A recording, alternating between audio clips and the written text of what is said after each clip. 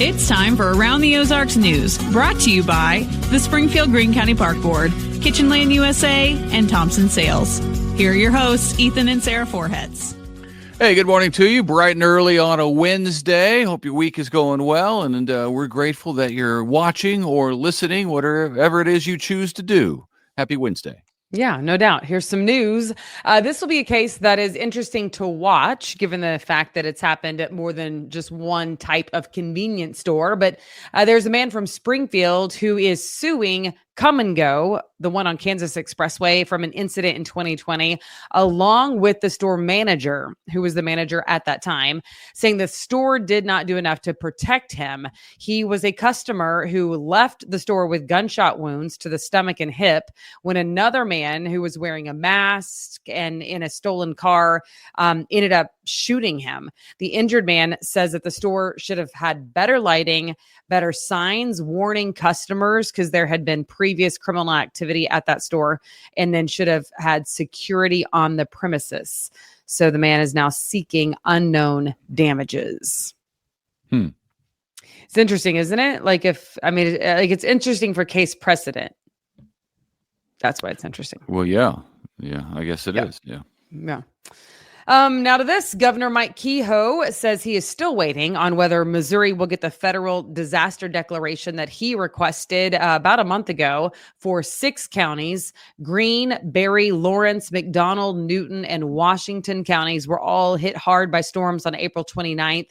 Not quite a month ago, but still no word yet on whether those local governments will be able to get federal assistance for reimbursement of the cost of recovery efforts. Over the 6 counties, that damage is estimated at about $16.5 million.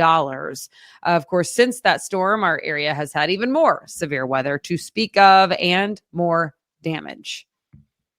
Yeah, a lot of damage, and boy, it adds up fast when you start adding up all of the hours that it takes for utility crews to put power lines back up, all of that cost, home damage. Yeah. What I was interested in is the 6 counties. I think there were 8 tornadoes within that, smaller ones though. And it was at $16.5 million. And then yesterday morning, when you were talking about St. Louis, it was already at $1.6 billion. Because it's more densely populated. There's a lot more stuff. A lot more buildings, and it was an EF3. So substantially more powerful. A lot of money in Missouri for sure. Yeah. Speaking of storms, 2025 has been an active one in Missouri. You haven't just been thinking that up or dreaming it. Missouri's now seen more than 89 tornadoes already this year. I think our record for a year is like 106 or something like that. So we're getting close. Arkansas has had 44 tornadoes. As of last month, Missouri had the 3rd most tornadoes in the country. Mississippi has the highest count this year, 97, and Illinois at 92. So it's weird. I was reading an article yesterday about Tornado Alley, how it's been shifting over the years. And now they basically think that there are 2 tornado alleys. And we're kind of in between them. But yeah, Oklahoma, I grew up in Oklahoma, a small town, and we called ourselves Tornado Alley. But then when I moved to Missouri, we also called ourselves Tornado Alley. So I'm not sure. Yeah, I don't know. I think meteorologists probably know what it's defined as specifically. But if you get tornadoes, you feel like you're in Tornado Alley. That's true. I think as a rule. The Springfield City Council is expected to vote on the budget for 2026, its fiscal year, at its next meeting, which is set for June 9th. The budget would be $530 million. Sounds like a lot of money, but it's a 4.4% increase over fiscal 2025's budget. So we'll see what the city council does, but by the time it gets to them like this, they approve it in most cases. Yep.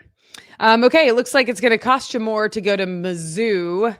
That is unfortunate. The Board of Curators said yes to tuition going up by 5% for undergrads. The board says that it keeps costs competitive regionally and nationally. Everything's more. Right. Everything's more. Forbes released a list. These are some people who maybe could help you with college. Forbes just released their list of the richest state by state, and at least one familiar name on the list, Johnny Morris, of course, from Bass Pro. He is now at number 2. No longer number 1. He's moved down to number 2, worth $10 billion. He got passed up this year by David Stewart of St. Louis. Stewart is worth $11.4 billion. He is the founder and chairman of Worldwide Technology, which he co-founded in 1990. It's funny that 1990 doesn't seem like it's that long ago, because that's when I graduated high school. But it's not like 35 years ago, 40 years. You know, wild, isn't so it? I was thinking that's a young company. Johnny's company, Bass Pro, started in the year I was born, 1972. So I remember that. But it's a tech company, so those grow quickly and do well very fast if they're going to do well. That's cool though. Those were like the top 2 Missourians, and then there were some more on the list, none of whose name that I happen to know, but just I think Johnny's at 10, and then I think the next one on the list is 7 billion. like nationwide, you mean? No, he's 10 on the or he's worth $10 billion. Sorry. Yeah. Oh, right. Yeah. $10 billion. I think the next number 3 on the list is 7 something billion. So Yeah. That's substantial drop off. Good for him. That third ranked person needs to get it together. Yep. Free vegetables, plants, and seeds are going to be given out to those in need today, thanks to a partnership between Ozarks Food Harvest and Crosslines Community Outreach. Garden plants, seeds, and education materials, planting materials, because that's important, will be offered on a first-come, first-served basis so that you can grow your own food, which is fantastic. I love that. The plants come from local nurseries. That giveaway starts today at 2 o'clock at Crosslines, which is located on Division Street in Springfield. So 2 o'clock today, show up and get some plants if you need help. Yeah. Memorial Day weekend is upon us, which is really hard to believe. It is coming along quickly, and it marks swimming pools opening up, as you know. So here's some dates you might want to remember. On Saturday, Metter and Westport pools open. On Sunday, Fast Night and Silver Springs and McGee-McGregor open. And then finally on Monday, the 26th, May 26th, Fast Night and Silver Springs pools are opening, which is actual Memorial Day. Well, it's exciting whenever the pools open. I know that's a good sign. I've been waiting for the pools to open since they closed last year. The kids love pools. Yeah. And I just like what pools signify, that it's warm out. Right. Same. Woohoo. You can enjoy the sunshine. Party on, Wayne. Doesn't get dark until 9 something. I love that time of year. Yeah. All right. Well, thank you so much for joining us. And hopefully you can enjoy the pool in days to come. And we'll see you back here tomorrow morning. Yep. Have a great Wednesday. See you Thursday. Bye-bye.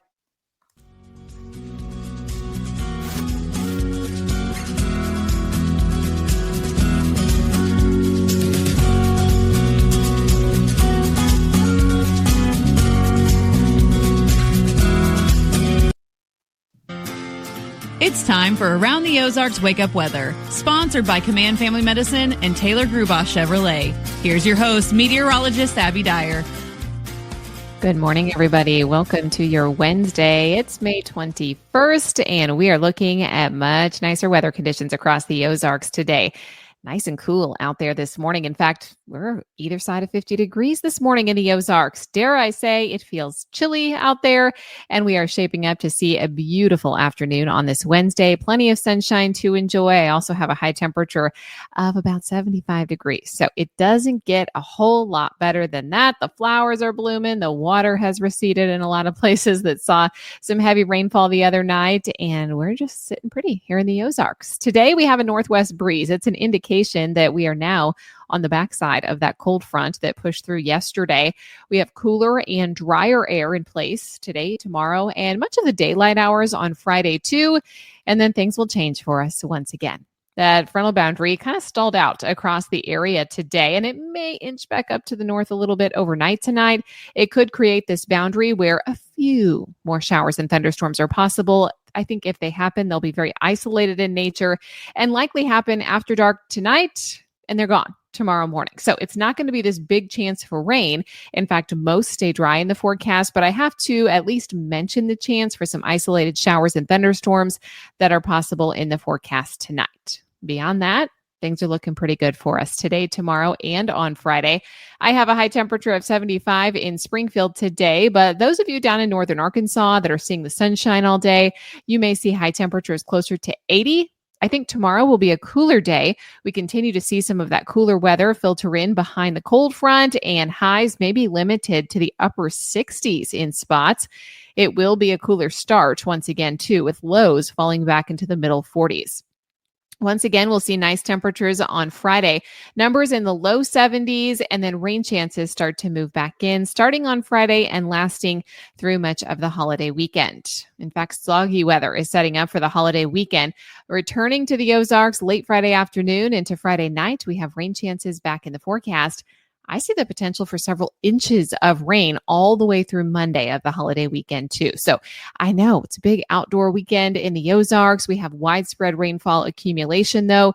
So pay attention. If you're planning anything outdoors, if you were planning to head into any of our area waterways, there may be some small water rises with several inches of rainfall on the way for the holiday weekend. Camping, of course, can be disrupted by this type of weather. And it looks like we're going to see this pattern that's just overall soggy. About a 60% chance for rain Friday, lasting all the way into Monday of next work week, which is, of course, Memorial Day. Pattern shaping up could bring rounds of widespread rainfall across the Ozarks. And there's going to be a good chance that much of the area sees at least 2 inches of rain sometime between Friday and Monday. Of course, isolated amounts higher than that are also possible. So it's only Wednesday. Things could still change, but remain weather aware and continue to stay updated on this forecast, because I think it's looking like a pretty good shot that we see several inches of rainfall in the Ozarks for the holiday weekend, which may mean you need to move your plans around just a little bit. Around the country, severe weather and flash flooding have now shifted to the East Coast today. That's where some of the strong to severe thunderstorms are now. We also have above average temperatures for much of the southern tier states. That's going to be the lasting effect into the holiday weekend. Then on the flip side, below normal temperatures for the northern tier states. And of course, we're going to be on the cool side of things ourselves here in the Ozarks for at least a couple of days. All right, it's time for the Around the Ozarks Wake Up Weather Brain Twister Trivia question for the day. And the question that I left you with yesterday was this: what is the name of the highest mountain in the world? And the options were A, Mount Everest, B, K2, C, Mauna Kea, or D, Kilimanjaro.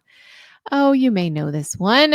I feel like most people would guess this one. But A, Mount Everest is the answer.